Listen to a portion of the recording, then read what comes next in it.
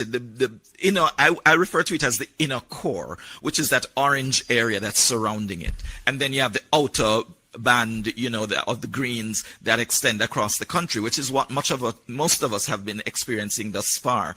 But the inner core that we speak of is that orange area that we expect to be making some impact on the island, and that's where the stronger winds are concentrated. Also, the heavier rainfall is in that general area.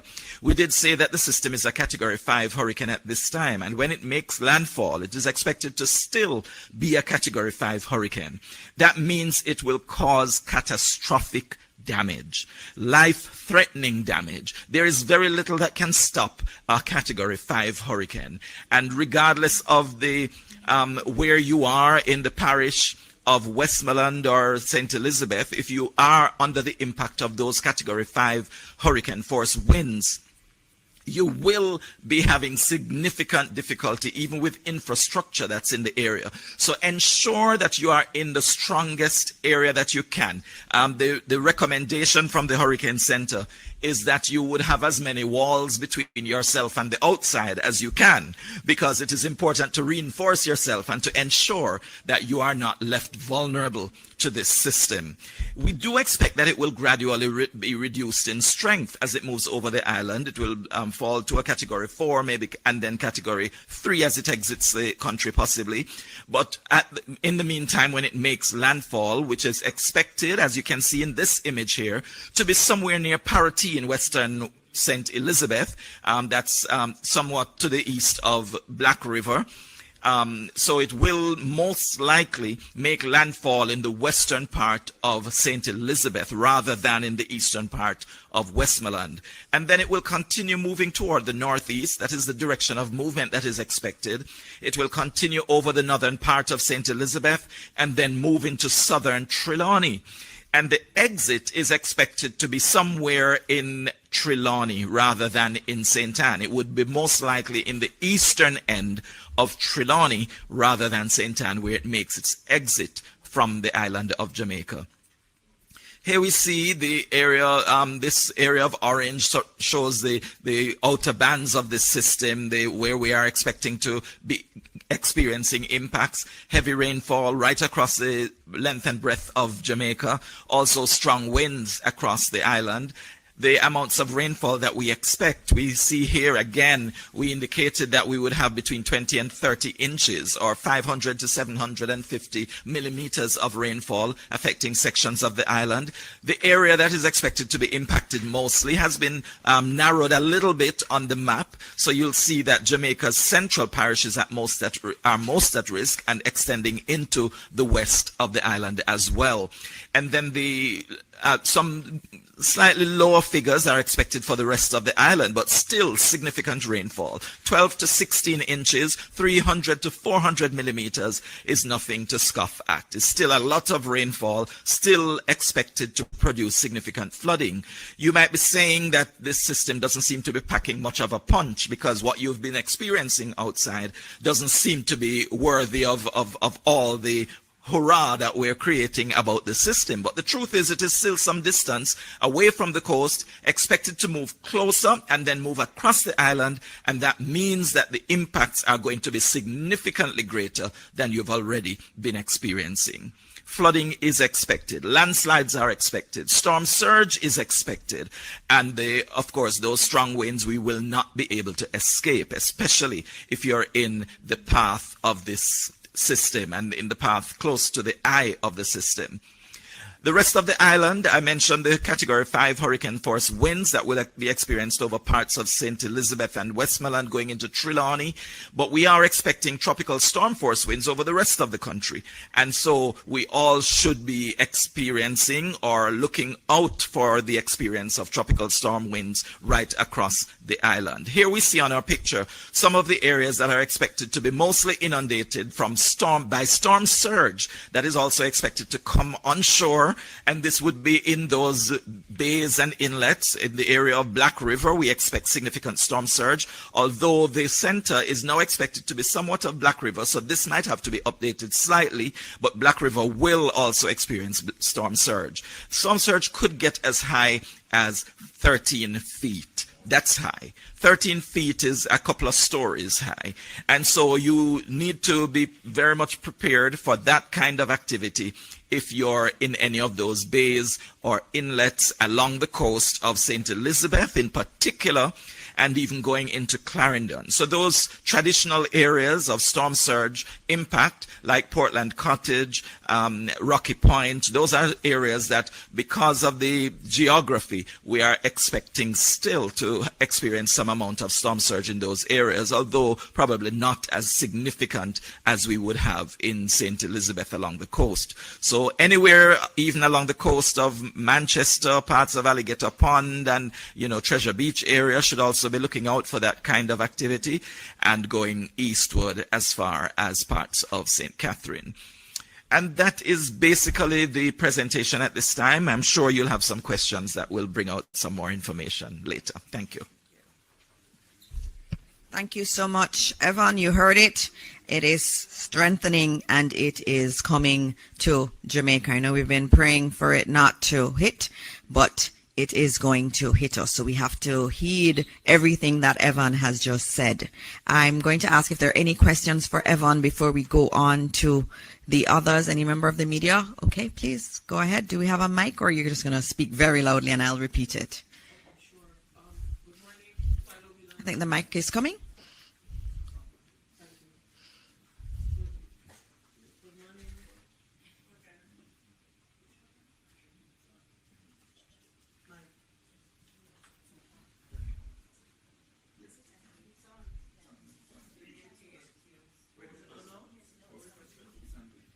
You can just speak and I'll repeat the question. So, Jamaican Mission Service, has the window now officially closed for Jamaicans to make preparations, especially on the western side of the country, considering the distance of the system from the coast? Okay, so the question was, has the window now closed for those who need to make preparations, especially on the western side of the island? We're very close. Thanks for the question, JIS. We are very close to the closing of that window. I mean, I would not actually say it's entirely closed, because there are a couple of things that you might be able to do right outside your doors that could reinforce your structures. If that is a possibility, when we have some level of calm, I have been hearing from persons in St. Elizabeth, in Manchester, who have indicated that they are getting quite some heavy rainfall and some strong winds, but there are usually some lulls, some periods of semi-calm that they can probably do something quickly on the outside and get back inside. So we would like to ask everyone to ensure that you keep yourself safe. Exercise extreme caution if you have to do anything immediately outside. But of course, as the system moves any closer, we will start to experience the eye wall of the system moving onshore, and then the eye will make its impact. And we do expect that that will occur by midday today. So during the latter part of this morning, after 11 o'clock, I would say let's not take any chances on the outside. Let's make sure that we are on the inside, so as this system makes its way here, we're not destroyed ourselves. Apart from the structures outside, we have to make sure that we save our own lives. Thank you. Thank you very much, Evan. We're going to now move to Minister Darrell Vaz, who is our Minister of Energy, Telecoms and Transportation.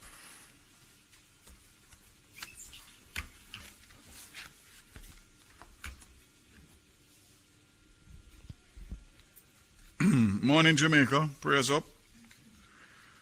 Let's start with JPS, which I know is on everybody's mind. The electricity grid has already been impacted by hurricane conditions, which have caused several power outages across the island. Several generation units, critical high voltage substations, transmission and distribution lines across the island have been forced out of service by the hurricane force winds and lightning. As a result, approximately 240,000 or 35% of JPS customers are without power. That's out of a possible 700,000. Mainly in the parishes of St. Elizabeth, Manchester, St. James, and Hanover. The status generation, there is adequate firm generation online to serve our customers. No renewables are available. As I said before, customers impacted, more than 75% of the customers in St. Elizabeth, Manchester, Hanover, and St. James are affected without electricity. The least impacted parishes, with less than 10% of customers impacted, St. Thomas, Kingston, and St. Andrew, and St. Catherine. The majority of hospitals continue to be supplied with JPS power, except those in Manchester and St. Elizabeth, such as Black River, Mandeville, and Percy Junior Hospital. But I can confirm that they are operating on standby power, generator power. There is no plan at this point to shut down the grid. JPS crews continue to respond and restore critical facilities and customers where it is safe to do so. In the meantime, JPS is reminding customers to stay safe and take precautions to protect life and property. And most importantly, stay tuned to official channels of information, which include government and JPS, for further updates. As it relates to our telcos, I'll start with Digicel. 26% of mobile network is offline, predominantly due to the widespread loss of power. There's a further 209 sites running on generators and 9 on batteries. For fiber to home customers, we are seeing 20% customers offline due to no power in their homes.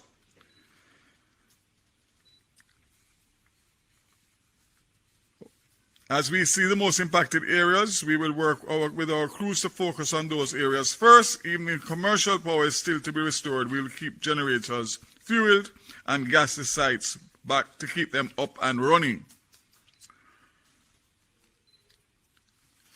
They're also confirming that also in aid in recovery, we are working with the SMA to increase our spectrum bandwidth channels, as we know from our experience from Hurricane Beryl that the mobile infrastructure will be recovered much quicker than the fixed. So just to indicate that this morning at 3 o'clock, signed licenses for additional spectrum for Flow, Liberty Caribbean, and I'm awaiting Digicel to give them the same. For Flow, I'm happy to say that Liberty Caribbean, operators of Flow, Jamaica, and Liberty Business is committed to playing its part for Jamaica to recover quickly from the inevitable damage following the passage of Hurricane Melissa. Again, with the spectrum that they have received, they will be bringing a new innovation, mobile connectivity via satellite, and facilitates SMS and text messages to areas affected in the aftermath of the storm. So this partnership promises to seamlessly enable 4G LTE mobile customers to send texts to their family and friends, even when the local network services may be interrupted. So that's huge, very huge. And this collaboration with Starlink reflects a deep commitment to the Caribbean and protecting Jamaica. So we look forward for that. And we also look forward for Digicel to do the same, which will give us a lot more ability to communicate and to recover as quickly as possible. This one is the big important one now, and that is the airports.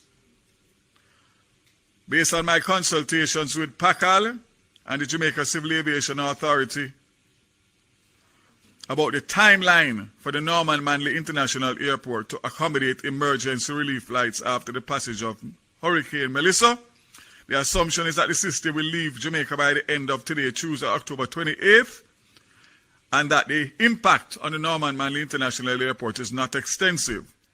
Both PACAL and JCA will use tomorrow, October 29th, to inspect and clean up the facility and restore the test equipment that have been decommissioned to accommodate flights. These emergency relief flights could therefore be accommodated as early as Thursday, October 30th, 2025. Again, we are not sure what's going to happen with Montego Bay, who will face at least a lower category, possibly category 3. So we aren't able to say anything on Sangster, but we know that it could have potential disabling impact for that airport. The good news is that the Ian Fleming International Airport is being considered as a part of contingency planning. So it means that we could get into Ian Fleming with certain types of aircrafts, and that will help us significantly based on the distance between Ian Fleming and Montego Bay. Petrojam, following another meeting this morning of the refinery, Petrojam is turning its attention to deepening participation in the broader national multi-agency response. Fuel security plays a key role, as we know, and Petrojam is assuring that all 3 international airports, in addition to all airdromes, are at 75 to 80% capacity for aviation fuel. This will enable aircraft movement to resume immediately. In addition, Petrojam has 2 to 3 weeks supply of aviation fuel at its Kingston and Montego Bay storage facilities. So in accordance with international standards, we will follow strict safe storage and rigorous testing prior to reopening. Jamaica Civil Aviation Authority, the microwave system is in general is operational, with the exception of the links between Winchester headquarters and Catherine Peak, which is currently offline. All remote sites are operating on generator power. So this means that we will be able to accommodate relief flights, which the requests are coming in fast and furious.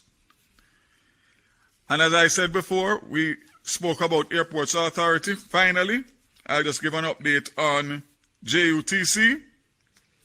And that was up to 9 o'clock last night, reporting 361 persons that were taken to shelters in several parishes. All road operations for JUTC ceased last night, with the exception of transport assistance being provided to essential services staff, such as hospital workers. JUTC's emergency standby teams remain in place at all depots. We will have some kind of disruption to some of the buses, because those buses that use CNG will not be able to be fueled immediately due to the fact that the plant has been decommissioned. But let me close by saying, once again, that government, as you have heard and will hear from Minister Mackenzie, we are dotting all the I's and crossing all the T's to make sure that we facilitate all that is required for the response that is going to come in relation to the rebuilding phase after this catastrophic hurricane. So I want to just say to you, those of you who are still not taking it serious, you have but a few hours. And as I said before, based on what Evan said, the low-lying areas are going to be badly affected. Seek to go to higher ground and protect yourself and be smart. Again, commit to be here right through. And of course, if we work together, we will get through this once again. God bless Jamaica and keep safe.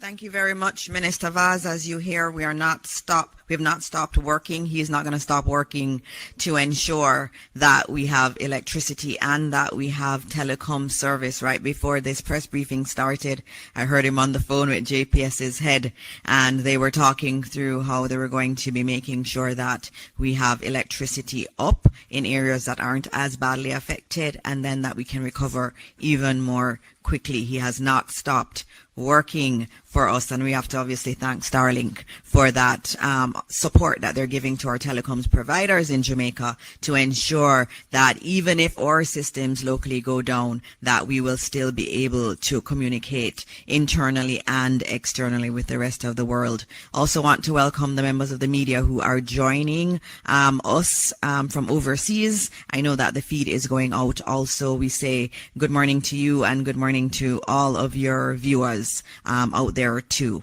Next up, we have Minister Desmond McKenzie, who is not just our Minister of Local Government and Community Development. He is the one that's coordinating the entire disaster response, wearing his hat as the Deputy Chair of our National Disaster Risk Council. The chair is the Prime Minister, who is very much behind the scenes coordinating all of this and calling all of us for updates. And so this morning you will hear directly from Minister McKenzie his updates on the entire disaster management framework.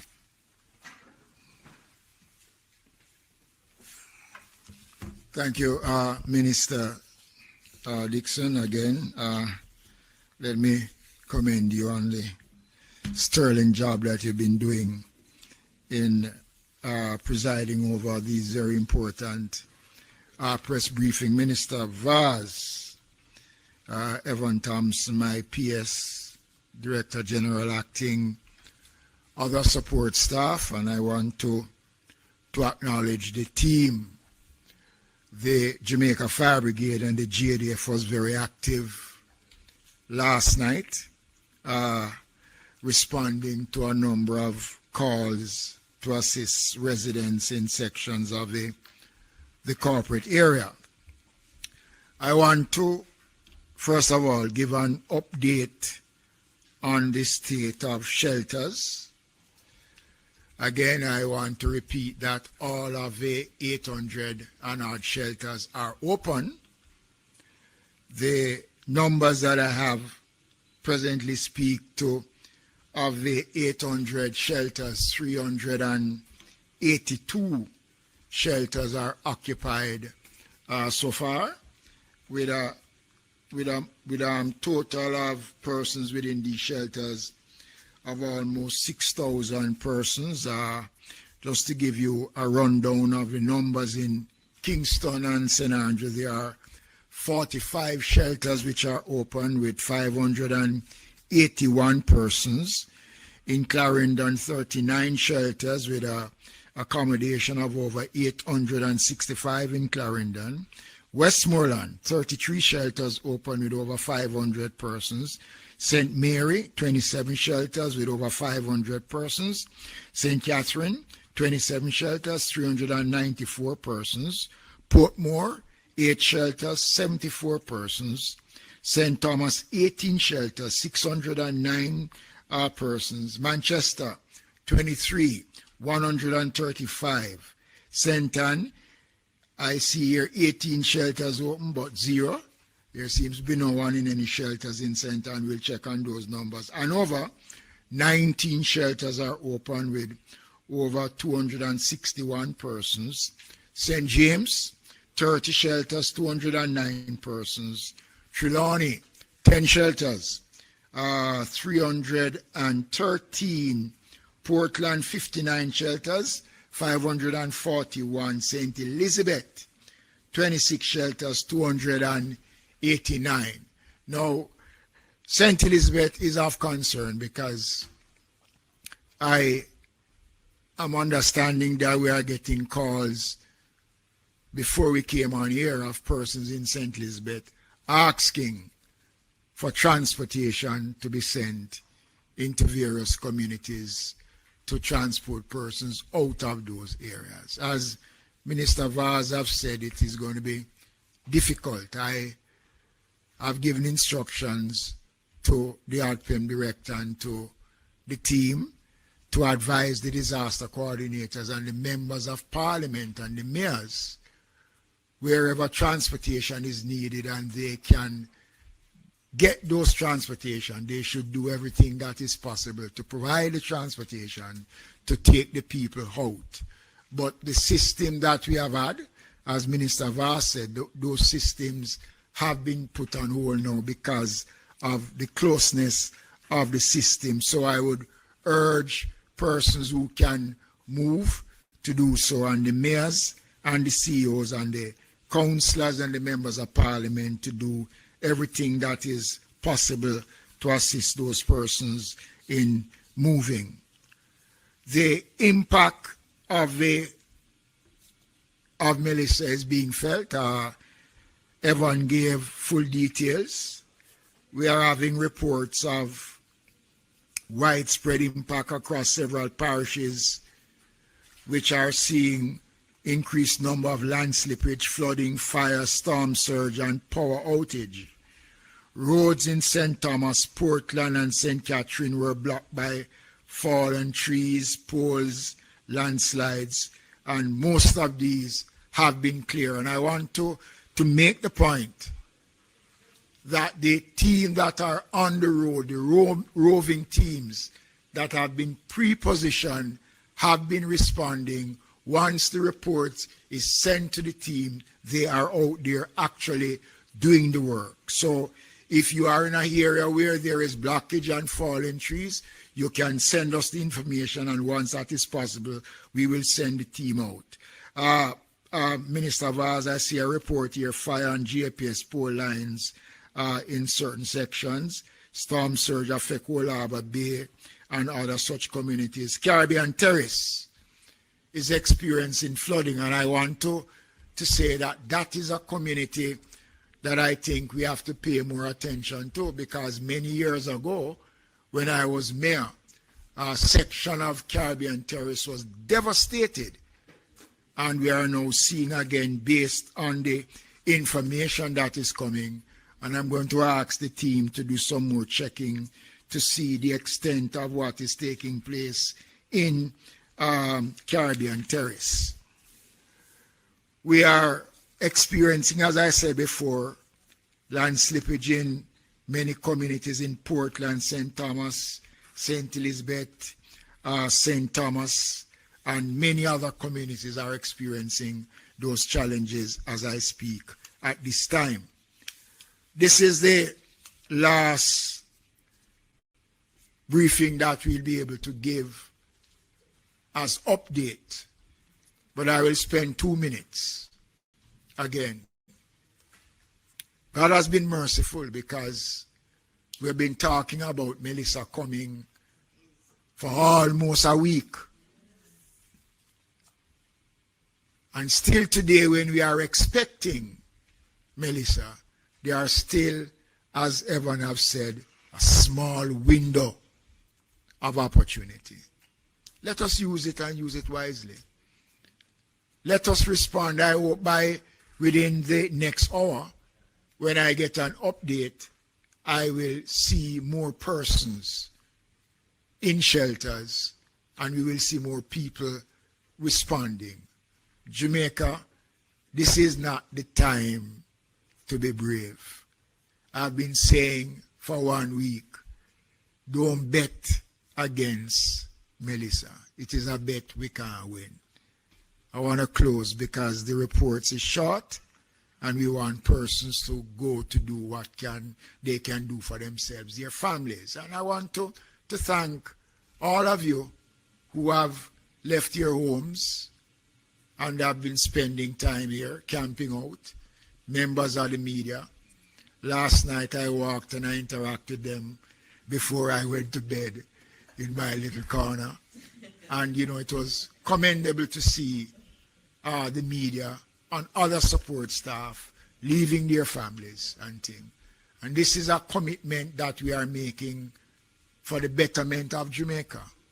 Already we have started, as I said from yesterday, to look at how we're going to map our recovery. We have to start to look at that. We can't wait until Melissa has come to start to say how we are going to prepare ourselves for the recovery. We have started to do that in the meetings that we have been having. But I want to thank the team. And I know that Jamaicans are grateful. And we are all praying for the best outcome. So as I said before, whatever windows are available, I am asking those, especially in St. Elizabeth and those areas, who can move to do so at this time. Thank you. Thank you, Minister Mackenzie. I just wanted to note, given that we have a lot of our members of the diaspora on, you've been asking a lot about how you can support Jamaica. Just noting that I'm very, very pleased this morning to announce the launch of our Support Jamaica website. It is supportjamaica.gov.jm. We've already been made aware of some nefarious individuals trying to collect money on behalf of Jamaica. We remind you that this will be the official site. If it doesn't have .gov.jm, it is not legitimate. It's not an official Government of Jamaica site. And so it will be supportjamaica.gov.jm, and it will be our online platform developed by the Government of Jamaica to mobilize support, to channel relief and coordinate recovery efforts in the wake of Hurricane Melissa. In it, you're going to have a donate now page where you can donate using your credit or debit cards, and you will also be able to give pledges. You also have all the information on ODPEM's bank accounts. If you want to do a bank transfer, you can do so there. A new innovation on that site is that you will be able to give updates on emergencies. So if there's an issue that you see in your area, you want to upload a picture, maybe there is flooding, maybe there is a town that has been cut off, you can actually notify us through that website also. It also has an interactive shelter locator for those who may need it. Even if you have to help someone to find a shelter, please use it. It will give you all the shelters that are near you. You can actually put in what parish you're in or what area you're in, and you can geolocate.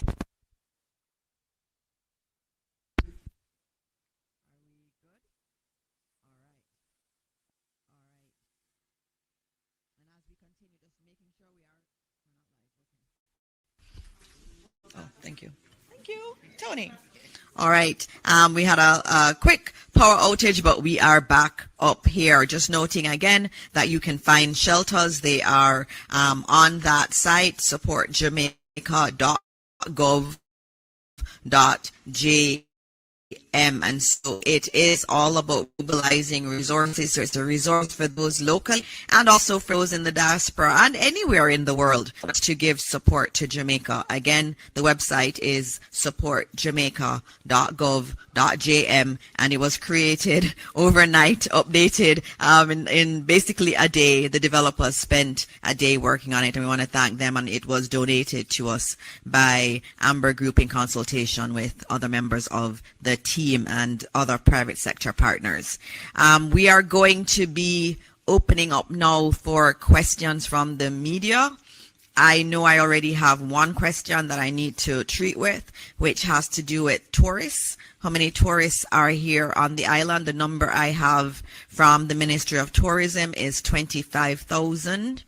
They issued a press release yesterday, and they noted that they are coordinating with all of the hotels. There's no need to worry. The Ministry of Tourism has its center that is in constant communication with all of the hotels, has been providing support, and so we are keeping those tourists as safe as we possibly can. And so I open up for questions. Zara, you're first. Good morning, everybody. Zara Byrne, representing Reuters today. I would like to know, please, I realize that it is still early to talk about this, but I'm just curious if it is that, there could be any kind of comment about, search and rescue preparation, if there could be any kind of comment about if it is that you are in this hurricane and your shelter is compromised. Is there any advice on, I don't know if ODPEM can give any advice on safe rooms to go to, just any practical advice to residents who may be in this hurricane and in very perilous situations during and post? Thank you for that question, and we're going to get you an answer.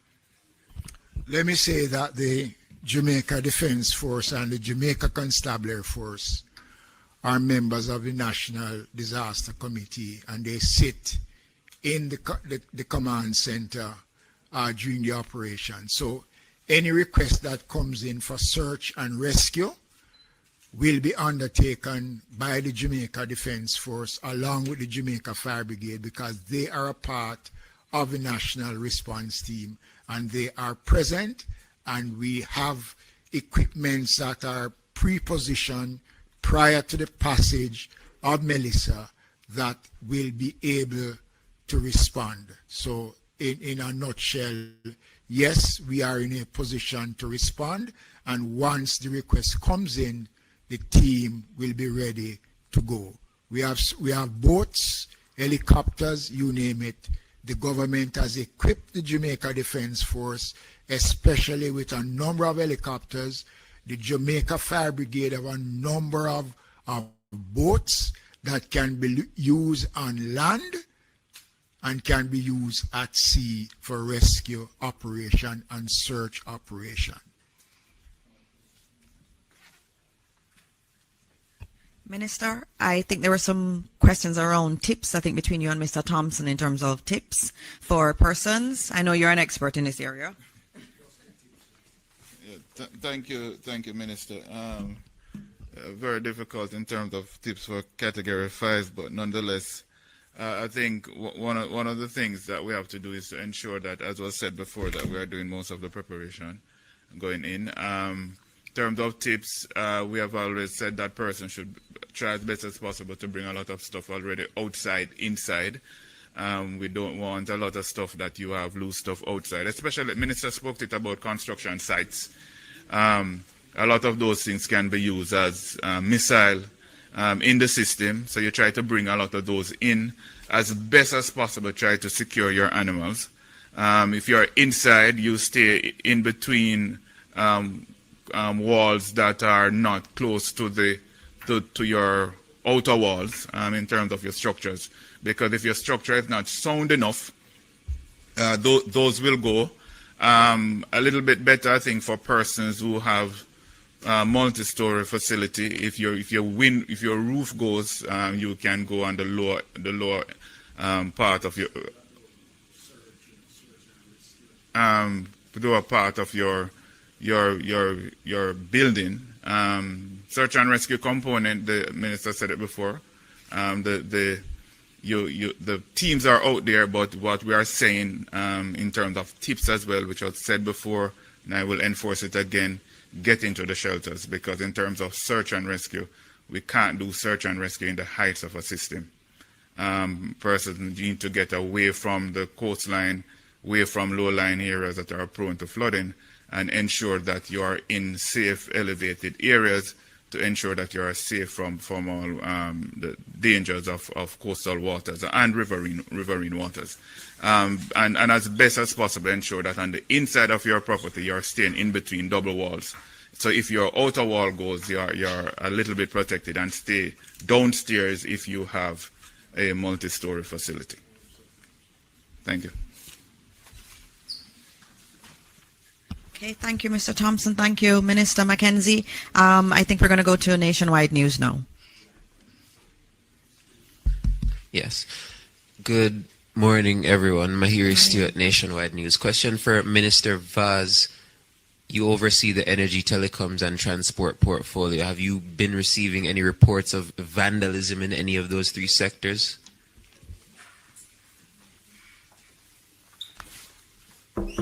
Thank God, nothing so far, and I hope it remains that way. Nothing so far. All right, Television Jamaica. Yes, Minister Vaz, Andrew Chisholm from TVJ. Quickly checking on the JUTC buses. I think you mentioned that the CNG plant has been decommissioned. So I'm thinking that 63 or 60 or so about of the 93 buses that came in operate on CNG. So do you have enough CNG in place to operate those buses for a while, or is it that they're totally out of use for now? Yes. Prior to the hurricane and in preparation for the hurricane, one of the requirements was for additional storage to be on location in case deliveries are not able, because the deliveries are done by road. So we took that into consideration. So I'm hoping that the plant will be able to be recommissioned in short order, but there may be, depending on the level of damage, some disruption in terms of the full fleet, but we will have enough to do what we need to do. Nationwide once again. Question to Evan Thompson. we know the effects that we're expecting in terms of the hurricane force winds and the tropical storm force winds on the outer side of Melissa, but in terms of the eye, because that's obviously going to pass through the country as well, what kind of conditions can persons expect during the eye of the hurricane? I know things are kind of calm now in certain areas. Are those persons within the eye supposed to expect similar conditions? Thanks. That's a very good question, Mahiri. It's important for us to understand what happens when the eye is expected to move across your area. First of all, the eye itself is a calm area in the center of the storm. So as that moves over, it will appear as if it's all done. It will be a clearing. There will be very little cloud cover. There will be very little wind. And so it will feel as though the storm has passed. And it's a good feeling. And so a number of persons would want to take the opportunity to get some quick repairs done, especially since the eye extends a few miles actually in diameter. So, it would take a little while to pass over you, and you could have some time of break. But before the eye gets to you, you would have passed through one of the most intense parts of this hurricane. It means that you will experience wind speeds that are approaching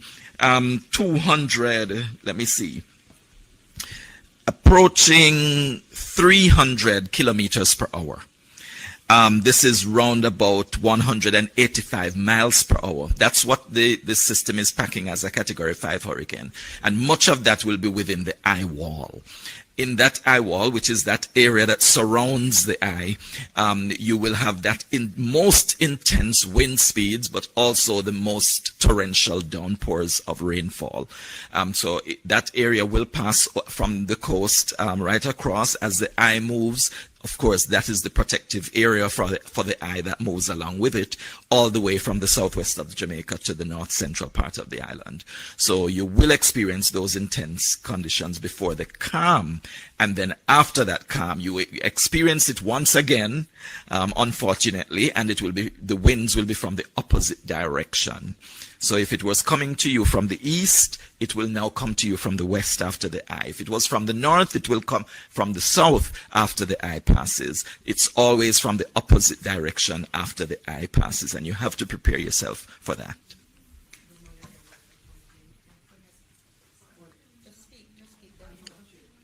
All right, so my question has to do with lightning strikes, because in one of the models that you showed us, I believe it was yesterday, we saw quite a few areas of thunderstorms. So I'm not certain what you can tell Jamaica now in terms of preparing or protecting ourselves from the possibility of being struck by lightning. And what do we look out for ahead of it? What are the signs?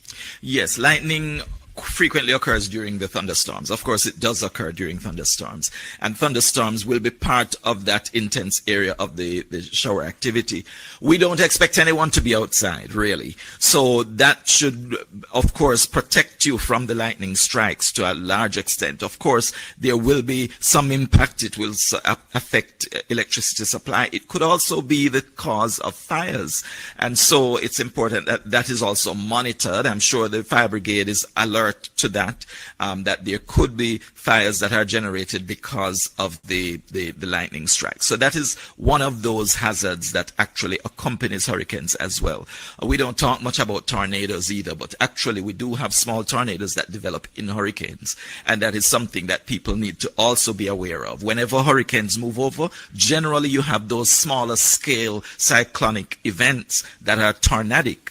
Well, tornadoes develop within these systems, and that could also be a source of danger for residents as the system passes over. They don't last very long for our area, but they are a real possibility. Not just a possibility, they actually occur and have occurred in Jamaica in the past.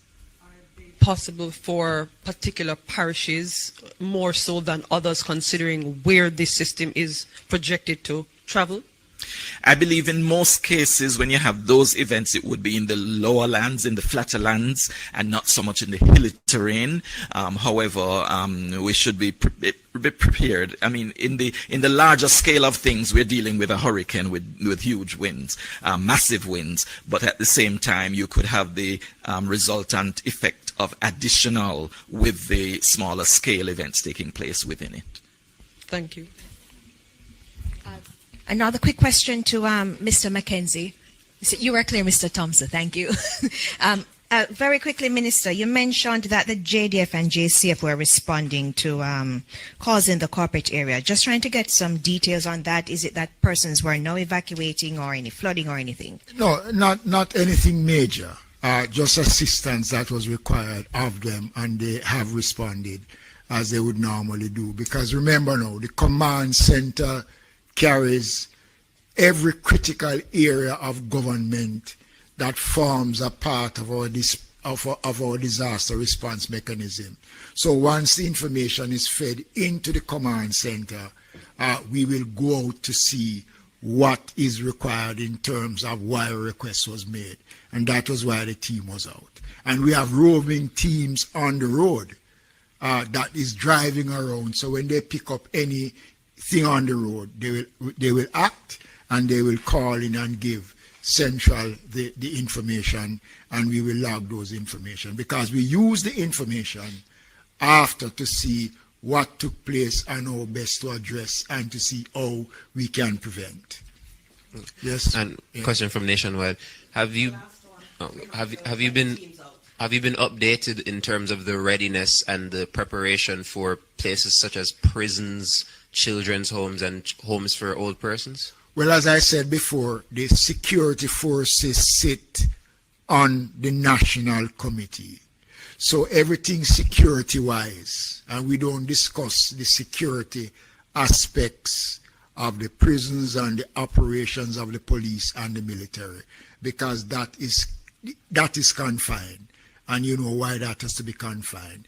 The Ministry of Labor and Social Security, we work with all the ministries are involved. So children homes and the infirmaries and everything is taken care of in the general scheme of things and planning.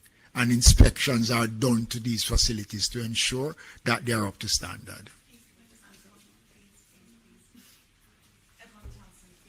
Ask you one more question. Could you just comment on why it is that at first we were facing a multi-day event, and now you're saying by this evening it will go? Could you just at least address that little thing? All right, we're going to have to, this has to be the last question, because we do have to get the teams who need to get home safely. And so this is the last question. And I think you had answered it, Evan, before, but come. Yes, this event has been multiple days that we've been experiencing it. This passing of the passage of the eye across the island will not be a full day. However, the entire event, we've been experiencing this for over a week, and this is part of the system that has been impacting us. It has been for a few days already, and will continue for another few days, because after the eye passes, we will have another maybe 2 days before we actually see a clearing. All right? Thank you. All right. Thank you very much. So we are at the end of this press conference, just reminding everyone that if you want to support, we have international media that's streaming this live. If you want to support Jamaica, please go to supportjamaica.gov.jm. We're already receiving reports of flooding in St. Elizabeth.